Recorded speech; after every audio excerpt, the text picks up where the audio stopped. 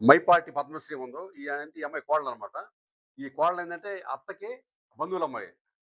Relation అంటే ఇక మేనగోల వరుస అయిద్ది. మేనగోల వరుస అమ్మాయితోనే వాళ్ళ కొడుక్కి వివాహం జరిగింది. అయితే వీళ్ళందరూ కలిపి ఒకే ఇంట్లో నివాసం ఉంటారు. ఇప్పుడు ఈ అత్తకి, కోడళ్ళకి మధ్యన గొడవలు జరుగుతున్నాయి. కారణం ఏందంటే ఈ కోడలికి కొంచెం బయట వేరే వాళ్ళతో అక్రమ సంబంధాలున్నాయని వాళ్ళ వాళ్ళ కొడుకుని కాదు అమాయకుడిని చేసి, ఈ అమ్మాయి ఏందంటే బయట ఈవినింగ్ చేసి చేస్తానని చెప్పి ఆ విషయంలో ఏందంటే అత్తకి, కోడళ్ళ మధ్యన తరచూ గొడవలు జరుగుతున్నాయి. వాళ్ళ ఫ్యామిలీలో కూడా గొడవలు వస్తే ఎట్టయినా సరే ఏందంటే మా అత్త నాకు అడ్డుగా ఉంటుందా అనే అభిప్రాయం ఈ అమ్మాయి కోడలో కలిగింది. కోడలికి ఎట్టయినా సరే అడ్డు అడ్డు తొలగించుకోవాలనే ఉద్దేశంతో ఇప్పుడు మనం లేడీస్ ఏందంటే ఈ మధ్యన కాదు టీవీ సీరియల్సో లేకపోతే యూట్యూబ్‌లో అటు ఇటు అన్ని మొత్తం చూస్తుంటారు కదా! అవేంటంటే నేర ప్రవృత్తి ఏ విధంగా చేయాలి అనేది ఆమె ఎంచుకొని ఏందంటే ఎట్టయినా సరే మొత్తమే అడ్డు తొలగించుకోవాలి. ఏందంటే వాళ్ళ భర్త ఏందంటే కొంచెం డ్రింకింగ్ అలవాటు ఉంది. అతను పెద్ద పట్టించుకోడు. అమాయకుడిలాగా ఉంటాడు. ఏందంటే ఈ అమ్మాయి ఇంట్లో పెత్తనం ఈ అమ్మాయిది కాబట్టి, మా అత్త నాకు అడ్డుగా ఉంటుందా? అతన్ని అడ్డు తొలగిసేస్తే నాకు ఇంకా నేను చేస్తున్న కార్యకలాపాలకి ఇంకెవరు అడ్డు ఉండరు. అనే ఉద్దేశంతో ఏందంటే ఆ అమ్మాయి ప్లాన్ చేసుకొని, ఆ అమ్మాయి వాళ్ళ అమ్మని గాని పిలిపించుకొని తోడు పిలిపించుకొని అర్ధరాత్రి పూట 1 గంటప్పుడు మంచం మీద నిద్రపోయినామనంటే వీళ్ళేమో లోపల పడుకొని ఉంటారు.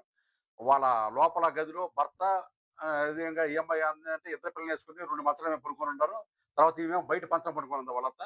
ఏందంటే లోపల భర్త పడుకొనుంటే బయట వైపు గడిపెట్టేసి భర్త బయట లేకుండా ఏదైతే పంచలో ఉందో పంచలో ఉండామని సంథింగ్ ప్లాన్ చేసి వాళ్ళ అమ్మగారికి పిలిపించి ఇద్దరు కలిసేసి పడుకున్న ఆమె మీద ఇక్కడ ఎదర భాగంలో ఏమి కూర్చొని మెడకాయ పిసికి వాళ్ళ అమ్మేమో దిండుతో మొహం అంతా అదివేసేసి ఊపిరాడకుండా చేస్తాం వలన స్పాట్‌లో ఆమె చనిపోయింది. ఇది సుమారు 1 గంట ప్రాంతంలో జరిగింది. అర్ధరాత్రి 1 గంట ప్రాంతంలో.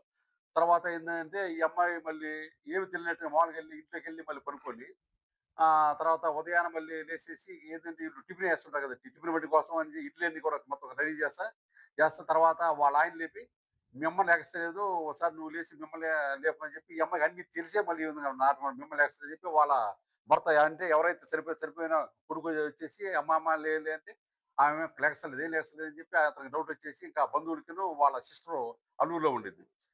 ఆమె పేరు కోడూరు పద్మమాట. ఆమె గారికి ఫోన్ చేస్తే తర్వాత అందరూ వచ్చి చూస్తే చనిపోయిందనమాట.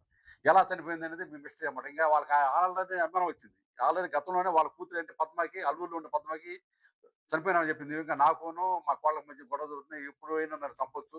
నాకు భయంగా ఉందని చెప్పి ఆల్రెడీ గతంలో చెప్పుంది. దాని మీదేంటంటే వాళ్ళు అనుమానించేసి ఎంక్వైరీ చేసి ఈ విధంగా రాత్రి జరగదని చెప్పి వెంటనే వాళ్ళొచ్చి పోలీస్ స్టేషన్‌కి వచ్చి రిపోర్ట్ ఇచ్చారు. ఆ రిపోర్ట్ ఇచ్చిన మేరకు ఎస్ఐ గారు కేసు నమోదు చేశారు. అది మర్డర్ కేసు కాబట్టి ఆ కేసు ఇన్వెస్టిగేషన్ మన కావలి రూరల్ సీఐ గారు దాన్ని దర్యాప్తు చేశారు. దర్యాప్తులో భాగంగా ఆ యొక్క అది నీరసరిపల్లి నేను కూడా ఇచ్చాను. అక్కడ అన్ని చూశాను. వాటిని అక్కడ అంతా వాళ్ళతో సాక్షులతో కూడా మాట్లాడాను. ఏం జరిగిందనేది.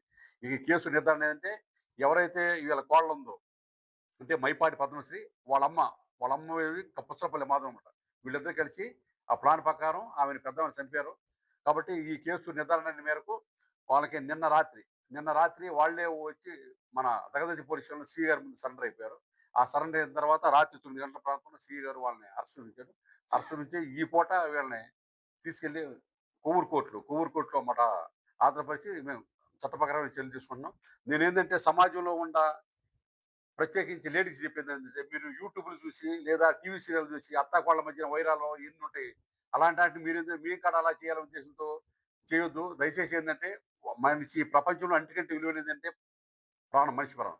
ఒకసారి మనిషి ప్రాణం పోయిందంటే మళ్ళీ రాదు. కాబట్టి మీకేమన్నా మీ అత్తకి మీకు సరిపడకపోతే మీరు సెపరేట్ ఇంట్లో మీరు ఉండండి గానీ, వాళ్ళతో కలిసి ఉండి ఏందంటే, ఈ విధంగా వాళ్ళ మీద కక్షలు పెంచుకొని, ఈ విధంగా చంపేస్తాం అనేది చాలా ఘోరం అనేది. కాబట్టి అందరికి నేను మెసేజ్ ఇస్తున్నాను. ఇలాంటి కేసుల్లో ఎవరు ఇరుక్కోవద్దు. ఒకసారి కేసులు ఇలాంటి మర్డర్ కేసులు ఇరుక్కుంటే మీ యొక్క జీవితం అంతా స్పాయిల్ అయిపోయింది. అదేవిధంగా మిమ్మల్ని నమ్ముకున్న మీ పిల్లలు కూడా ఇదైపోతారు. కాబట్టి ప్రతి ఒక్కళ్ళు కూడా ఇలాంటి అఫెన్స్‌ల పట్ల చాలా జాగ్రత్తగా ఉండవలసిందిగా కోరుతున్నాను. ఓకే. Thank you.